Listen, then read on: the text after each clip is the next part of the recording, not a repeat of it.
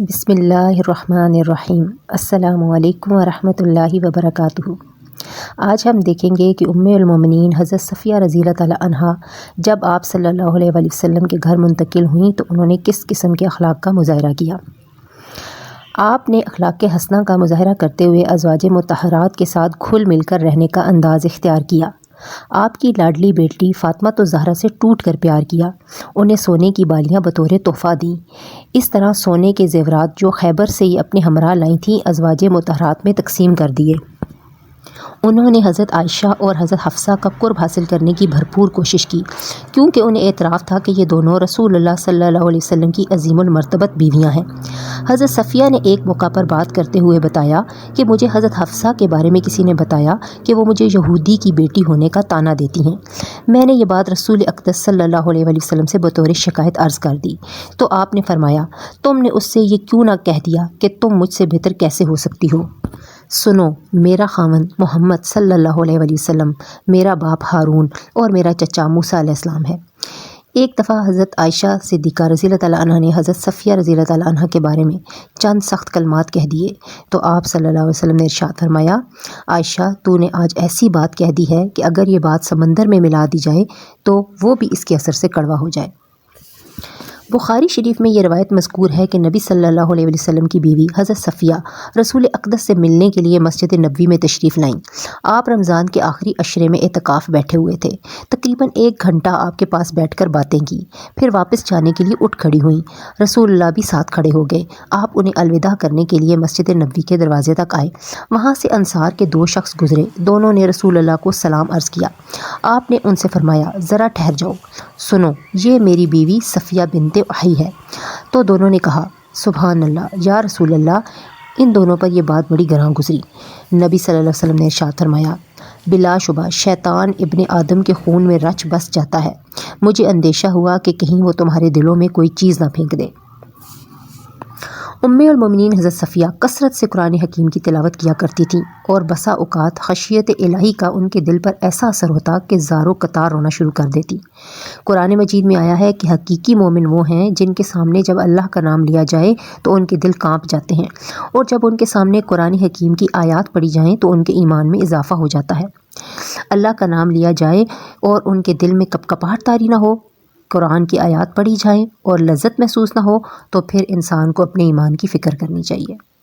ابو نعیم اصفہانی رقم دراز ہیں کہ رسول اللہ صلی اللہ علیہ وسلم کی بیوی حضرت صفیہ کے حجرے میں چند صحابہ جمع ہوئے، انہوں نے اللہ کا ذکر کیا، قرآن مجید کی تلاوت کی اور نوافل ادا کیے۔ حضرت صفیہ نے انہیں دیکھ کر ارشاد فرمایا، تمہارے نوافل، تلاوت، ذکر الہی سب درست ہے، لیکن تمہیں خشیت الہی سے رونا کیوں نہیں آتا؟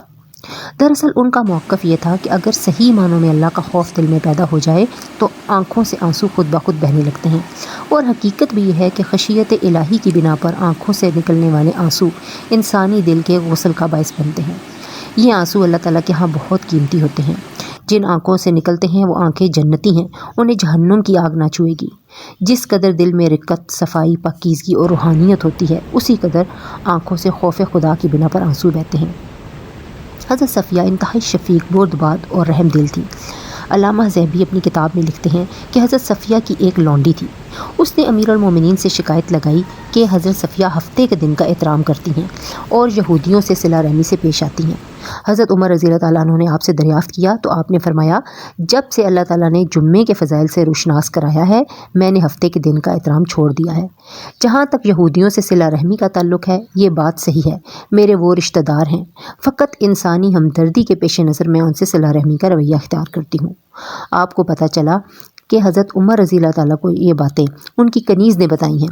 آپ نے اس کنیز سے پوچھا کہ تم نے ایسا کیوں کیا؟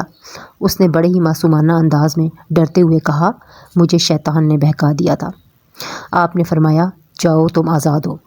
اللہ سبحانہ و تعالیٰ نے اہل ایمان کے اوصاف بیان کرتے ہوئے ارشاد فرمایا ہے، اور غصے کو پی جانے والے، لوگوں سے درگزر کرنے والے، اللہ نیکی کرنے والوں کو پسند کرتا ہے۔ کیا آج ہم بھی اپنے مخالفین کے ساتھ یہ رویہ اختیار کرتے ہیں؟ یعنی اگر ہمارے ساتھ کسی نے برائی کی ہو تو ہم جواب میں اس کے ساتھ اچھائی کرتے ہیں؟ ہم سب نے اپنا جائزہ لینا ہے۔ المومنین حضرت صفیہ علم و فضل کے اعتبار سے بھی بڑی ہی بلند مقام پر فائز تھیں۔ قرآن مجید کی بیشتر صورتیں انہیں یاد تھیں اور اکثر و بیشتر تلاوت کرتی رہتی تھیں۔ بڑی بھرپور زندگی بسر کرنے کے بعد 50 ہجری کو دنیائے فانی سے کوچ کیا اور مدینہ منورہ میں جنت البقیع میں دفن ہوئی۔ یہ امیر معاویہ رضی اللہ تعالیٰ عنہ کا دور حکومت تھا۔ ورثے میں انہوں نے 1 لاکھ درہم چھوڑا جسے ان کی وصیت کے مطابق تقسیم کر دیا گیا۔ اللہ تعالیٰ ان سے راضی ہو اور یہ اپنے اللہ تعالیٰ سے راضی۔ اب ہم آپ کی زندگی کی کہانی سے کچھ اسباق دیکھیں گے۔ سب سے پہلے یہ کہ اگر کسی کی شادی 2 دفعہ ٹوٹ جائے تو اس کا مطلب یہ نہیں ہے کہ وہ مرد یا عورت برے ہیں۔ کئی صحابیات کے ساتھ یہ حادثے ہوئے۔ ہمیں اپنے اس معاشرتی رویے کو بدلنے کی ضرورت ہے۔ نمبر 2 یہ کہ حق مہر ضروری نہیں ہے کہ پیسوں یا زیور کی شکل میں ہو، جیسے کہ حضرت صفیہ کا حق مہر ان کی آزادی کو قرار دیا گیا تھا۔ نمبر 3 یہ کہ اگر آپ کے دل میں خیر ہو تو اللہ پاک آپ کو برے ماحول سے نکال کر صالح لوگوں کی صحبت عطا کر دیتے ہیں، جیسا کہ حضرت صفیہ کے ساتھ ہوا۔